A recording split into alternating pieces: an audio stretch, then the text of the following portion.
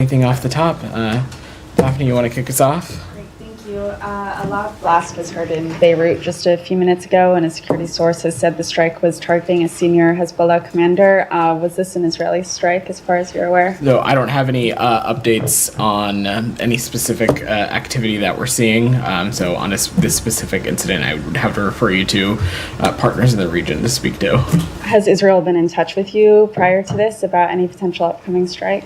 So we have been in continuous discussions with Israeli and Lebanese counterparts since the incident over the weekend, and the United States is going to continue to support efforts to reach a diplomatic solution along the blue line that our hope is will end these terrible attacks and again allow Israeli and Lebanese citizens on both sides of the border to safely return home. That's going to continue to remain our focus and goal. And have they given you any warning that they would strike Beirut if this is an Israeli I'm just not going to get into specific diplomatic discussions, and I'll leave it to Israelis to speak to any planning or response that they may have in the works. And we had reported that the U.S. was urging Israel not to strike Beirut. Do you feel that this could escalate tensions if this is an Israeli strike, and are you concerned about the repercussions? So I'm going to echo a little bit what I said yesterday, which is that our support for Israel's security is ironclad and it's unwavering, especially as it defends itself against Iran-backed threats, including threats from Hezbollah. No nation could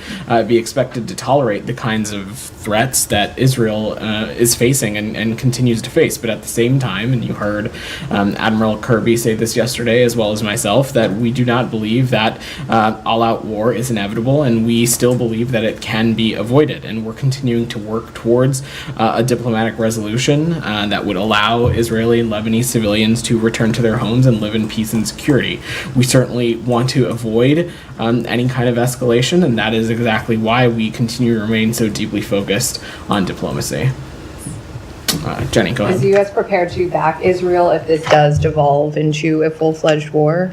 I'm just not going to get into hypotheticals beyond saying that our commitment to Israel's security is ironclad and unwavering, and the threat that Israel faces from Hezbollah is very real as the events that we saw unfold this weekend.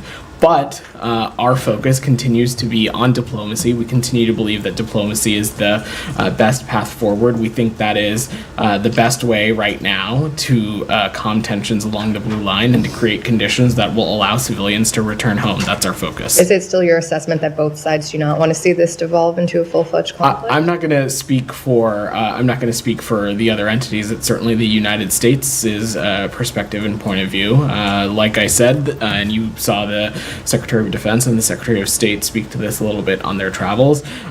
We do not believe that an all-out war is inevitable, and we believe that it can be avoided, and that's exactly why we're remaining focused on diplomacy. And I want to follow up on my question from yesterday on AMSITs who are in Lebanon. Are there any changes in potential evacuation for these folks? Any outreach to them to see if they need assistance, anything like that? No change in posture to report, Jenny. Again, our travel advisory warning for the totality of the country continues to be at a level 3, with southern Lebanon being at a level 4. There are a number of steps that American citizens can take. They can enroll in Smart Traveler to stay in touch with our American Citizen Services team and the consular team there. They can also take a look at what commercial options may exist for their safe departure. Commercial options are still available, and they continue to be the best way for those who currently may be interested in leaving the region. But beyond that, we are constantly assessing safety and security circumstances on the ground, and we will certainly update those whenever that is prudent and appropriate, and we'll appropriately be in touch with American citizens when we need to. Color on this, Vedant. Does this department believe that the Israeli government would agree to a ceasefire deal in Gaza while engaging in kinetic activity in northern Lebanon? I'm just not going to speculate or speculate the sequencing on as it relates to these kinds of things. First and foremost, as it relates to a ceasefire in Gaza, you heard me talk a little bit about this yesterday. We think that it can unlock a lot of things. First and foremost, create conditions for the remaining hostages, including Americans, to be returned home, create conditions for the influx of additional humanitarian aid to address the situation in Gaza.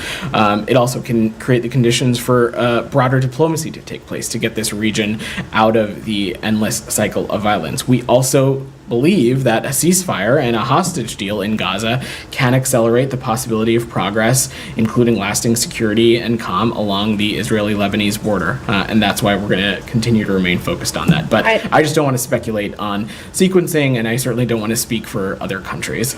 Sure, it's less speculation. I mean, the secretary's readout with the Egyptian foreign minister stressed the same, that a ceasefire agreement can lead to a diplomatic resolution Absolutely. in Lebanon. But what I'm asking is whether you've had an indication from the Israelis that that is in the realm of possibility, or whether they believe that it is important first to retaliate fully against Hezbollah before they consider making a deal with Hamas. Look, I'm not going to speak for other countries and actors in the region. I'm not a spokesperson for them. What I can say is that from the United States perspective, we think that diplomacy is the best path forward here. We are focused on that, engaging with officials in Israel and Lebanese officials on reaching a diplomatic solution along the blue line. Most important to us is creating the conditions so civilians can return home. And simultaneously, we're continuing to pursue every effort as it relates to a ceasefire and hostage deal in Gaza, because not only is that beneficial for Gaza and Israel in the immediate sense, but also we believe that it has potential in the north as well. You've already mentioned today the U.S.'s ironclad commitment to Israel's defense. Secretary Austin, speaking overseas, said pretty much the same. Yeah. Has Israel specifically requested through State Department channels a sort of unconditional commitment to assist should it struggle militarily against in a second front?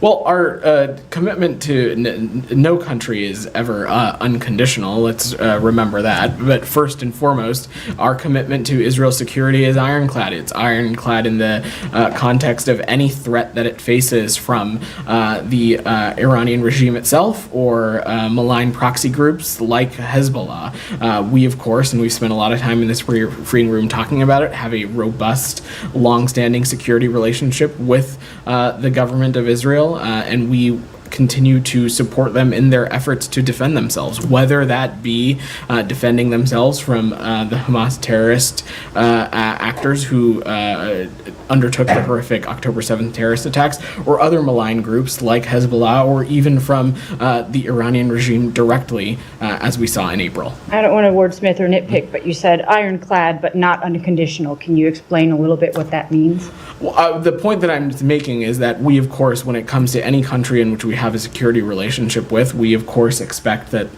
the provision of U.S. defense articles, the provision of U.S. security articles are utilized and consistent with appropriate, not just humanitarian law, but U.S. law through the various levers that exist when it comes to how American articles should be used. We spent a lot of time in the briefing room talking about that. That's what I was referring to. So needless to say, you would understand that the Israelis understand that there would be conditions applied to whatever assistance the U.S. is providing militarily should a second front. The point that I'm saying is that there is let's take a step back. What I'm talking about is when it comes to our security relationship, in any context with any country, there is the expectation that U.S. articles are used consistent with U.S. law. That is true in any circumstance and scenario. It's true in Israel. It was true as it relates to our security relationship with Israel prior to October 7th. It was true after, and it'll continue to be true with Israel and with any other country that we have a security relationship with. Okay, and last one, can you provide any material update as to the status of the ceasefire talks on Gaza? I don't have any updates to offer for, again, the reasons that I outlined yesterday. It's unhelpful to read chapter and verse about the ongoing negotiation efforts. Certainly would be unhelpful to discuss and litigate these things publicly. But what I will leave it at is what I said, that we believe that a ceasefire deal can unlock a great deal. The hostages returning home, humanitarian aid into Gaza, as well as greater diplomacy for the region to get us out of this endless cycle of violence, and that continues to be the case. Julian, I was just going to go down a line. I'm happy to go to Said and come back. May I ask an Iran question? I think Said wants to stay on the region, but I promise I'll come back. How about that? Does that work? That's good. Good. Go ahead, Said. Yeah, let me just, a couple of things I'm trying to understand here. You keep referring to Israel's right to defend itself, and the groups like Hezbollah and others as maligned groups, proxy groups, and so on. Don't you think you strip the people of the region of their right to fight for their occupied territories? After all, Israel occupies parts of Lebanon, occupies the Golan Heights. That is an occupied Syrian territory, occupies the West Bank, indeed occupies Gaza. You keep saying that Israel has the right to defend itself. What about the people of the region that have suffered, for what, decade now, maybe close to 60 years under occupation? Do they have a right to freedom, the right to defend a military occupation? Let's unpack that for a second, Saeed. What we're talking about, let's just use Hamas for example, Right.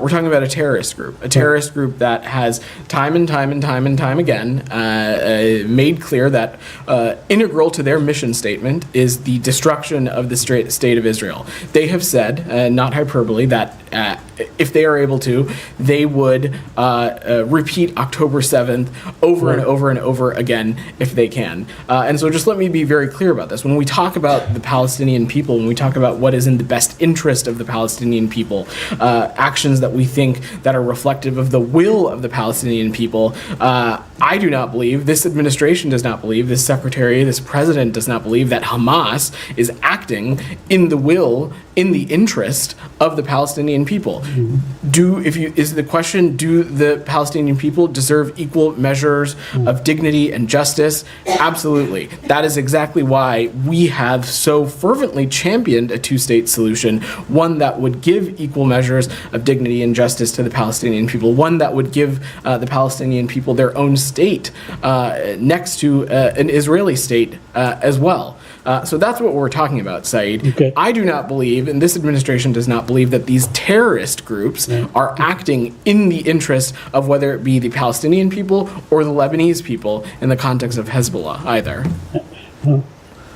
So do you believe that the Palestinians have an equal measure to live free of military occupation? Of course we do, Saeed, and that is exactly why we have so strongly and fervently talked about the need for a two-state solution, because there is a need for equal measures of dignity and justice for Israelis and Palestinians alike. And when we have seen action, Saeed, when we have seen action that is inconsistent with that, whether that be in Gaza, whether that be in the West Bank or elsewhere, we have drawn attention to it and will continue to do so. But this administration does not believe that terrorist groups like Hamas or Hezbollah are acting in the interest of the Palestinian or the Lebanese people, respectively. Well, Go ahead. okay. Let me ask you about the Israeli police detained soldiers yesterday, or the day before yesterday, suspected of raping a Palestinian, sparking protests and so on. Apparently, rape and killing and torture and all this thing, it happens regularly in Israeli detention camps. Does that constitute a war crime to you? So the reports of abuse are deeply concerning, and we have been clear and consistent with Israel and the IDF that they need to treat all detainees humanely and with dignity in accordance with humanitarian law. We also, I spoke a little bit about this earlier in the week, Said, we reiterate the support that that the IDF is investigating some of these allegations of serious abuse of Palestinian detainees, and that is news that we welcome, and we're going to let that process, and we believe in due process, and we're going to let that process play out. Two quick points. Now, if proven to be true, that does constitute a war crime, doesn't it? I'm not a legal expert, Saeed. It certainly, I imagine it would be inconsistent with Israeli law. And so, of course, that is why we have been clear that the treatment of any detainee needs to be consistent with international humanitarian law. The UN is reporting that 86% of Gazans are now, being evacuated or under evacuation orders. Is that in any way, is there a disaster looming in the next few days, few weeks, and so on, as far as the humanitarian situation is concerned? Said, we've been pretty clear about the fact that the humanitarian circumstances in Gaza are incredibly dire, and that continues to be the case today. And that's exactly why we are pushing so strongly for a ceasefire deal to get across the finish line, because among the many things that it can unlock is an influx of humanitarian aid into Gaza. We also, you've heard us talk about this before, we are opposed to the forced displacement of Palestinian civilians, and it's crucial that sufficient aid reaches civilian populations in need, wherever they seek shelter, especially the recently displaced. We also believe, though, Saeed, that Israel has every right to defend itself and conduct certain military operations, and if part of that operation they feel the need that they need to make sure that certain areas or regions or neighborhoods are evacuated of civilians, that's certainly their prerogative to conduct that operation in that way. It is, of course, important, though, that these efforts are fully compliant with international humanitarian law, especially as it relates to protecting civilians, and certain efforts can be made, like enabling safe civilian evacuations before these operations start, providing clear evacuation information in multiple formats. So these are things we're going to continue to stress and highlight with our partners in the IDF. Just a quick follow-up on Olivia's question regarding the talks now, the ongoing negotiations. So are there any renewed effort or maybe new ideas, or is the United States providing new incentives, whatever it is, to get these negotiations to their goal line? I'm just not going to speak to the specifics of the process, Saeed. That would be unhelpful to it. I will leave it at, again, we are working tirelessly for a ceasefire deal to happen. We think it can unlock a great deal for the region, and we'll continue to work these efforts around the clock. Thank you. Go ahead. Thank you, Vedant.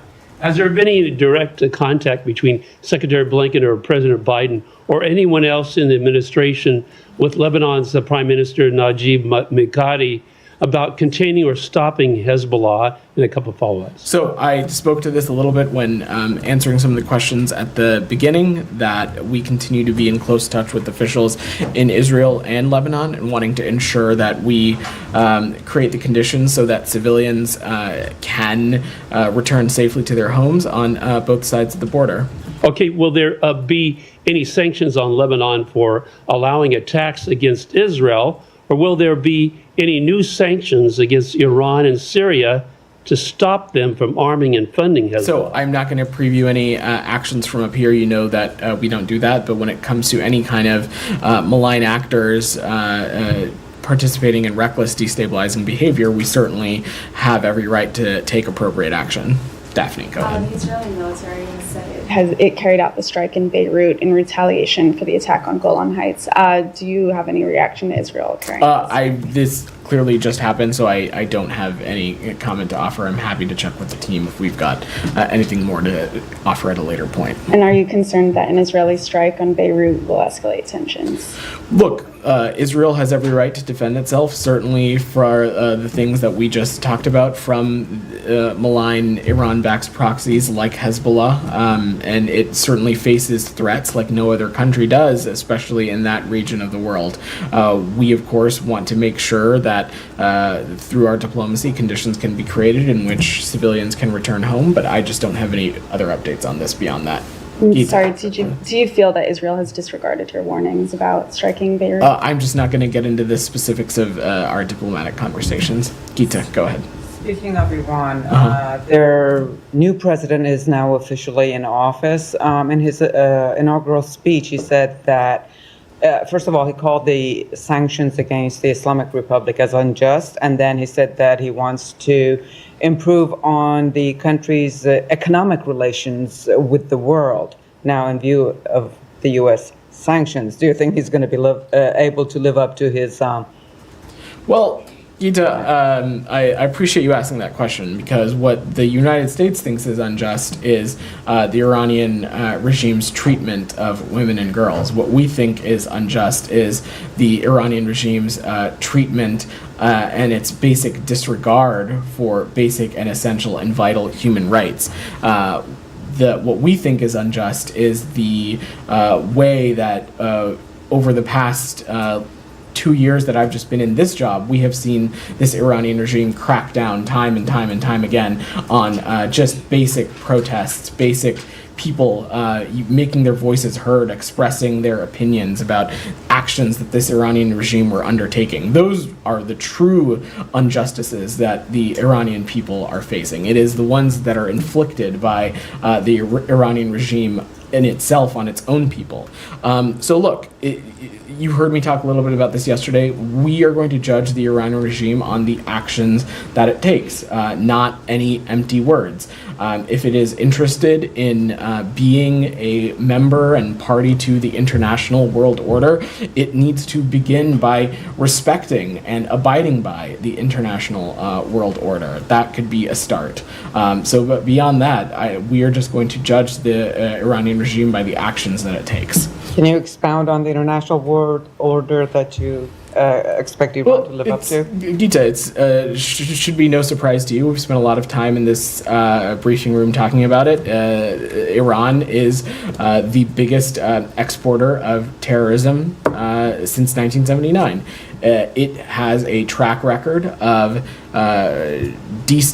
participating in destabilizing malign activities, funding proxy groups. It has a disregard for basic fundamentals of democracy, basic fundamentals of human rights. These are all things that are what we would expect from countries who are participating and contributing members of the international world order.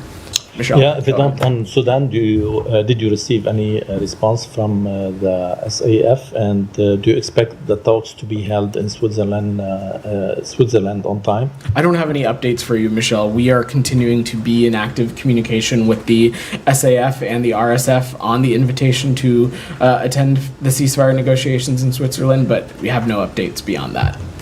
Thank you. Alex, go ahead. Vedant, given what you just said about Iran, any update for us in terms of implementation of the Massa Act?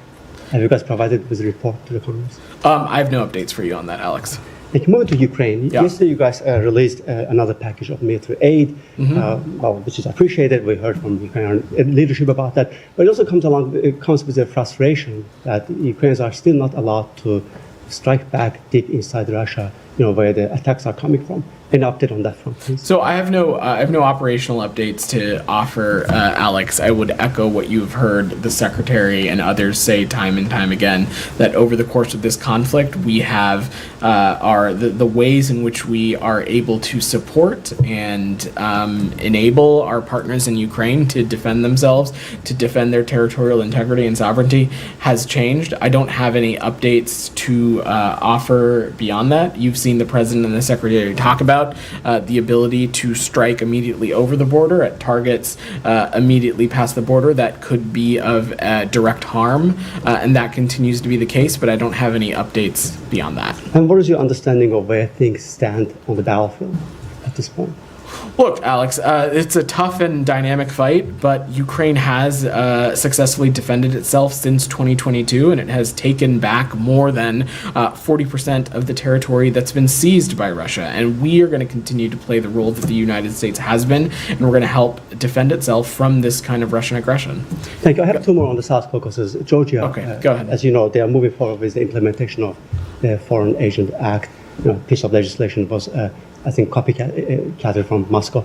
Do you have any message to the Georgian government? Today they said that they have, prepared some registration form for the media organizations who receive, more than 20% of their funding from the West to register as a foreign agent. So, as they move forward, what is your message? Our message, Alex, on this continues to be the same. The concerns that we had about this legislation continue to be very real, and they continue to be very serious. This is, frankly, legislation that looks like it's right out of the Kremlin's playbook, a targeting of humanitarian organizations, NGOs, human rights defenders, journalists. And so this is something we'll certainly be paying close attention to, but I don't have any updates beyond that. Again, another country has been ignoring your human rights calls. Azerbaijan.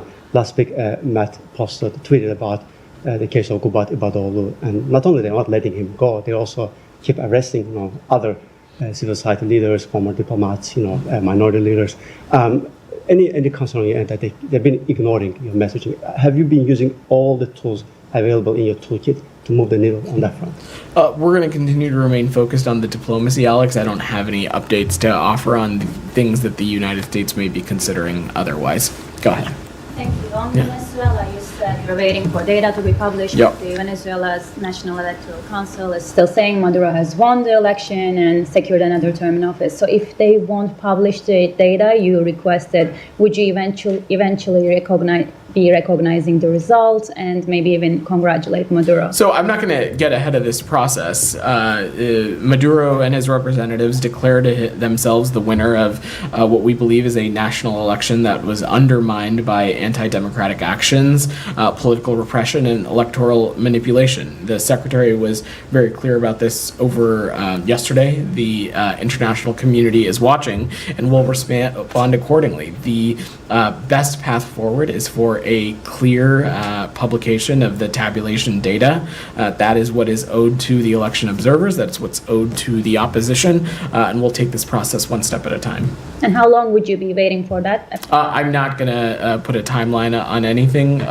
It is very clear what the path forward here should be. We have, and other countries in the region, mind you, have very clearly laid out that they are interested in seeing this tabulation data, as is the United States. That is the best way to resolve this peacefully, is seeing that information, and so we'll be continuing to monitor these conditions quite closely. Thank you. Go ahead. Can I go to?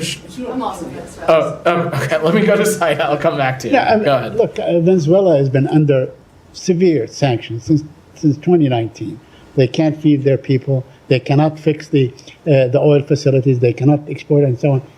Is that a sound policy? I mean, they tried to impose, the U.S. tried to help in imposing another president and so on, Guaido and all that stuff. And how long will these sanctions go on? I mean, is generally speaking, are sanctions a good policy? I mean, one third of the world today is under American sanctions. The foreign policy decisions that this administration will take, especially as it relates to Venezuela, they are going to be assessed based on the actions that Maduro and his representatives take, as well as our relationship with any other country as well. That's how we assess the foreign policy tools that are at our disposal. Shannon. So on sanctions, the Biden administration has actually eased some of the oil industry restrictions in the past couple months as they've tried to move Venezuela towards holding an election. Now, officials have also said that reimposing some of those restrictions on energy companies is not something that's under consideration. Is there a reason that it's not under consideration? So I'm just not going to get into the deliberative process. What I can say is that as it relates to Venezuela and the Maduro regime, we will continue to promote accountability for Maduro and his representatives, so as long as they continue repressing Venezuelans. And whatever actions the United States may or may not take, we will assess our sanctions policy towards Venezuela, again, based on the actions that Mr. Maduro and his representatives take. And that's what it'll be rooted on. But I'm not going to get into the process beyond that. So Maduro has also recalled diplomatic personnel from 7 countries in Latin America, including Panama, Argentina. He's also asked those countries to have their foreign ministries recall their personnel. Do you have concern? Members of the opposition have been sheltering in the Argentinian embassy for several months. Are you concerned about those officials at this point, that they could be arrested given there are warrants out for them? Well, certainly it is a circumstance in which we are concerned about and we are paying close attention to. It is telling, though, that Maduro is breaking diplomatic relations with fellow Latin American countries who, like the United States, have simply asked for transparency, and it's something that those countries in the international community are looking for. And I think it demonstrates the Maduro regime's intolerance for dissent and a lack of commitment to the basic democratic principles that other regional governments are not just sharing and defending. And that is why, from the onset of this, since yesterday, we have said that election observers, the opposition, the international community are owed a clear tabulation data of what exactly happened here, and that is the best way to determine the path forward. Go ahead. Thank you very much. Top US officials are in Saudi Arabia for talks regarding the Houthis as an emerging threat, as the Israel-Lebanon crisis is also emerging. So the question is, last week we have seen that Saudi Arabia distanced itself from any type of aerial space support or something like to join US coalition against the Yemenis, because they have already a truce with the Yemenis from December. So this time, what is US stance with the Saudis? US is willing to break Saudi Arabia and Yemen truce, and anything like that from the Saudi Arabia to join U.S. coalition against the Yemenis?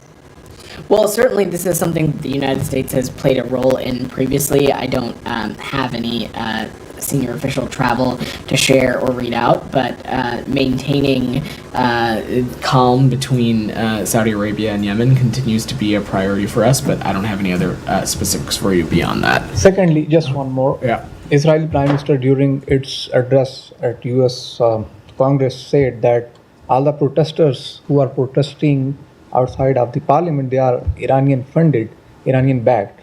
US have very clear position, every right is given at this land to the peaceful protesters. So from the US parliament, this statement, State Department will own this, endorse this, reject this, condemn it, or just distance this. So Matt Miller spoke a little bit about this last week, and so I'm just going to refer you back to his comments when he spoke about this. Daphne, go ahead. Just a few questions on Africa. Sure. We switch regions. Thanks. So The Guardian is reporting that Ukraine's military intelligence has claimed it was involved in an ambush that killed Wagner Group fighters in Mali. Is this something you're tracking, and would you have any concerns with Ukraine aligning itself with rebels in Mali? So, look, I don't have any specific reaction to this news, but let me just say that Russia's war against Ukraine is hurting Africans. It's rising food and commodity prices, and it's having a disproportionate impact on African countries. And the U.S. has seen Russia, including through Kremlin-backed Wagner groups and other entities, exploit insecurity on the African continent as a catalyst to expand its destabilizing presence on the African continent. So this is something that we are incredibly concerned about and will pay close attention to, but I don't have any other actions to preview. Okay, and then on Rwanda, President Kagame is required to step down in 2034 under the current constitution, but a government spokesperson today spoke with reporters and did not rule out that the government would seek to change the constitution as was done in 2015. They said that Rwandan officials are due to meet with State Department officials this week. Do you plan to discuss this in your meetings?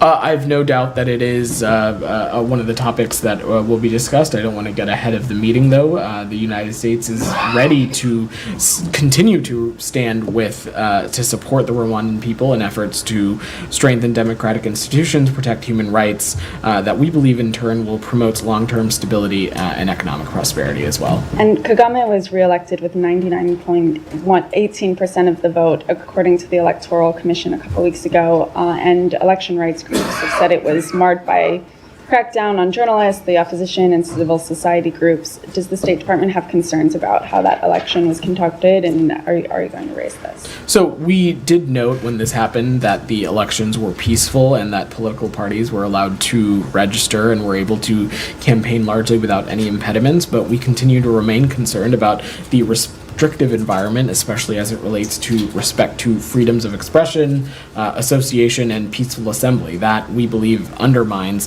the competitiveness and fairness of any democratic process in Rwanda. All right. Thanks, everybody. Thank you. That was short.